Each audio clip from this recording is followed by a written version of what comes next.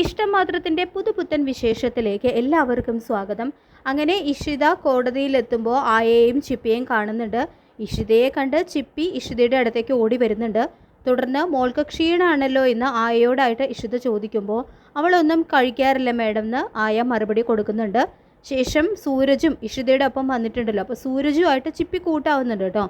ഇതേസമയം സൂരജ് ഇഷിതയെ ഇഷിതാമ്മ എന്ന് വിളിക്കുന്നത് കേട്ട് ഞാനും ചിപ്പി പറയുന്നുണ്ട്, ഞാനും ഇനി അങ്ങനെ വിളിക്കൂ, ഞാനും ഇഷിതാമ്മ വിളിച്ചോട്ടെ എന്ന് ഇഷിതയോട് ചിപ്പി ചോദിക്കുന്നുണ്ട്. ഇത് കേട്ട് ഒന്നും മിണ്ടുന്നില്ല കേട്ടോ ഇഷിത, അവൾക്ക് എന്തോ പോലെ ആവുന്നുണ്ട്. ഇതേ സമയം രചനയും ആകാശും അങ്ങോട്ട് വരികയാണ്. ഇഷിതയെ കണ്ട് സന്തോഷം പ്രകടിപ്പിക്കുന്നുണ്ട് കേട്ടോ രചനയാണെങ്കിൽ ഇഷിതയെ വീട്ടിലേക്ക് ക്ഷണിക്കുമ്പോൾ ഇപ്പോൾ വരാൻ സമയമില്ലെന്ന് പറയുന്നുണ്ട് ഇഷിത. സൂരജിനെ ഇഷിത രചനയ്ക്ക് പരിചയപ്പെടുത്തുന്നുണ്ട്. ഈ സമയം മഹേഷ് രചനയും ആകാശും ഇഷിതയും സംസാരിച്ച് നിൽക്കുന്നത് കാണുന്നുണ്ട് കേട്ടോ. പിന്നീട് വീട്ടിലെത്തിയ ഇഷിത ഫോട്ടോ നോക്കി നിൽക്കുന്നത് സുചിത്ര കാണുന്നുണ്ട്. എനിക്കൊരു ജന്മാന്തര ബന്ധമുണ്ട് ചിപ്പിയുമായിട്ട് എന്ന് ഇഷിത പറയുമ്പോൾ അതൊരു സ്വപ്നമാണെന്നും ഇനി ഒരിക്കലും ചിപ്പിയെ ചേച്ചിക്ക് കിട്ടില്ല എന്നൊക്കെ സുചിത്ര പറയുന്നുണ്ട്. കോടതി വിധി അവർക്ക് ചിലപ്പോൾ അനുകൂലമാവുമെന്നും പറയുന്നുണ്ട് കേട്ടോ സുചിത്ര. രാത്രി കിടന്നിട്ടാണെങ്കിൽ ഇഷിതയ്ക്ക് ഉറക്കമൊന്നും വരുന്നില്ല. ചിപ്പി മാത്രമാണ് ഇഷിതയുടെ മനസ്സിൽ. രാവിലെ നാഗവല്ലി നമ്മുടെ ഇഷിതയെ ചീത്ത പറയുന്നുണ്ട് കേട്ടോ. നീ ചാനലിൽ അന്ന് മഹേഷിന് ചീത്ത പറഞ്ഞുകൊണ്ടാണ് ഞങ്ങൾക്ക് ഞങ്ങളുടെ കുഞ്ഞിനെ നഷ്ടപ്പെട്ടത് എന്നൊക്കെ പറഞ്ഞുകൊണ്ട് ഇത് കേട്ട് ഇഷിതയ്ക്ക് ആകെ വിഷമമാണ്. പിന്നീട് ഇഷിതയും മഹേഷും ഒരു വിവാഹ വേഷത്തിൽ പരസ്പരം മാലയിടുന്നതാണ് കേട്ടോ കാണിക്കുന്നത്. ഇത് ആരുടെയോ സ്വപ്നമാവാനാണ് സാധ്യത. ഇത് ചിപ്പിയുടെയോ ഇഷിതയുടെയോ മഹേഷിൻ്റെയോ ആരുടെയോ ആയിട്ടാണ് കാണിക്കുന്നത്. അങ്ങനെ അടുത്ത ആഴ്ചയുടെ വിശേഷങ്ങളൊക്കെ ഇവിടെ പൂർണ്ണമാകുന്നു. ഈ വിശേഷങ്ങൾ നിങ്ങൾക്ക് ഇഷ്ടമായിട്ടില്ലെങ്കിൽ തീർച്ചയായിട്ടും ഒന്ന് സബ്സ്ക്രൈബും ലൈക്കും ചെയ്യണേ. സൂപ്പർ കൺമണിയുടെ പുതുപുത്തൻ വിശേഷത്തിലേക്ക് എല്ലാവർക്കും സ്വാഗതം. അങ്ങനെ കൺമണിയുടെ മുറിയാകെ കൃഷി സെർച്ച് ചെയ്തുകൊണ്ടിരുന്നപ്പോൾ ധനലക്ഷ്മി വരുന്നുണ്ട്. കൺമണിയുടെ റൂമിൽ നിന്നും ഒന്നും കിട്ടാത്തതിൻ്റെ നിരാശ കൃഷിൻ്റെ മുഖത്തുണ്ടായിരുന്നു. ധനലക്ഷ്മി വരുമ്പോൾ കൃഷി സെർച്ച് ചെയ്യലൊക്കെ നിർത്തുകയാണ് കേട്ടോ.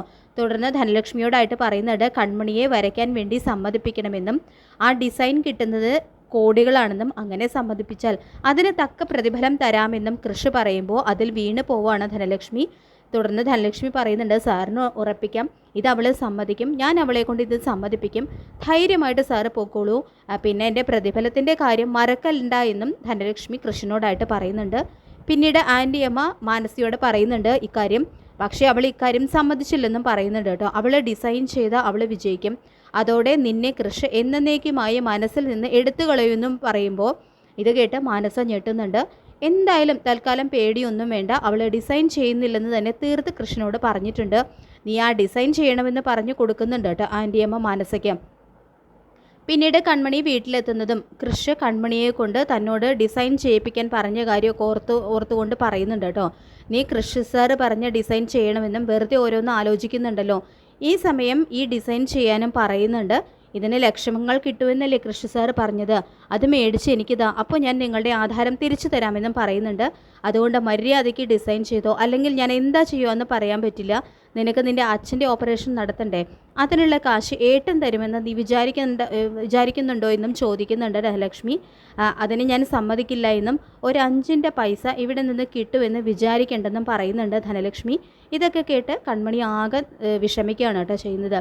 അവസാനം ആ ഡിസൈൻ ചെയ്തു കൊടുക്കാനായിട്ട് തന്നെ കൺമണി തീരുമാനിക്കുന്നുണ്ട്.